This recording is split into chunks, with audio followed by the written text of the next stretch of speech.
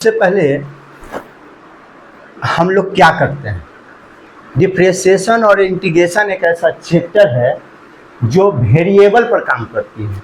Constant से उसको कोई लेना देना नहीं।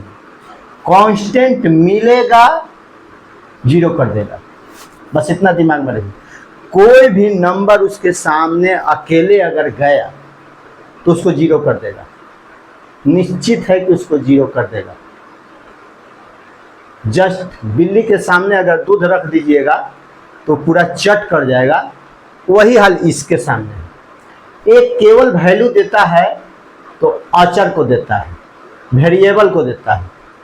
एक कांस्टेंट को वैल्यू नहीं देता है, गिनती की संख्या को वैल्यू नहीं देता है, भिन्न को, सिंपल सी बात है, रियल नंबर कोई वैल्यू ही नहीं देता है। अगर उसके सामने आ गए तो, अगर उसके ऊपर रहा तो वैल्यूएबल है, लेकिन अगर केवल वो अकेले गया कांस्टेंट उसको जीरो बना देता है। देखिए कैसे, देखिए ए है अचर, इसके पावर है अचर, पक्का।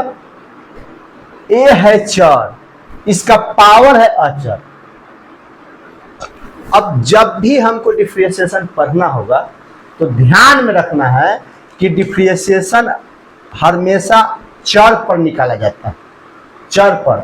अगर इसके पास अगर अचर रहेगा, यानी कि 1 2 3 4 5 इसके पास रहा, वो सीधे जीरो बना देगा, वो वैल्यू ही नहीं देता है। तो देखिए ध्यान से क्या है, इसका फॉर्मूला होता है d/dx x के पावर n, x के पावर n। x मतलब क्या होता है, अचर, और n मतलब क्या होता है, पावर।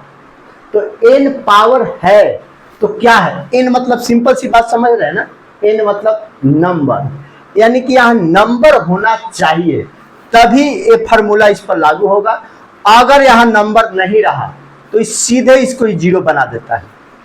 ध्यान से सुनिएगा, d/dx x के पावर अगर n है तो इसका फॉर्मूला होता है n इंटू x n-1। ध्यान से देखिएगा, अब बताइएगा हम n किसको कहेंगे और x किसको कहेंगे। ध्यान से यहां देखिएगा, a है, इसमें दो चीज है, एक है x और एक है n। बताइए x के जगह पर यही ना है, x के जगह पर यही है, तो x बराबर x, n के जगह पर क्या है, वहां देखिए क्या है, n है, तो n के जगह पर a हुआ, तो n बराबर 3। कन्फर्म है। अब देखिए हमारे पास फॉर्मूला क्या है कि n into x n-1। Formula देखिए क्या है, n इंटू एक्स n-1। आपके पास n कितना है, 3 है, इंटू x कितना है, x है, n कितना है, 3 है, -1। ध्यान से देखिएगा, 3 इंटू एक्स के पावर 3 में से 1 जाएगा 2, हो गया क्लियर। अब बताइएगा 3 में x स्क्वायर से करेंगे तो 3x²। ये आपका डिफ्रेंशिएशन निकल गया किसका, d/dx x के पावर q का, ये डिफ्रेंशिएशन निकला। आगे देखते हैं क्या है। अब बताइए x बराबर, हमारे पास दो चीज है, एक x है और एक n है। x क्या है और n क्या है। x इसी को कहते हैं, याद रखिए, जो भी चीज यहां रहा उसको x कहते हैं। तो x बराबर क्या हुआ, x, n बराबर क्या होगा, ऊपर वाला पावर -7। थोड़ा सा समझ में तो आ रहा होगा। अब बताइए फॉर्मूला क्या लगेगा, फॉर्मूला लगेगा n into x n-1। Clear है, 100% क्लियर होगा। अब देखिए ध्यान से, n कितना है, n है -7। ध्यान से देखिएगा, n है -7, तो -7 इंटू एक्स, n है -7, कोई परिवर्तन नहीं, जो रहेगा n के मान वही यहां पर लिखेंगे, -7 -1। देखिएगा 7 भी कर्जा में है और 1 भी कर्जा में है। ध्यान से समझिएगा, 7 भी कर्जा में है और एक भी कर्जा में है, तो अगर 7 इंटू एक्स, कर्जे में अगर कर्जा लीजिएगा तो कर्जे ना होगा, ध्यान से देखिएगा, कर्जे में कर्जा लीजिएगा तो क्या होगा, कर्जा।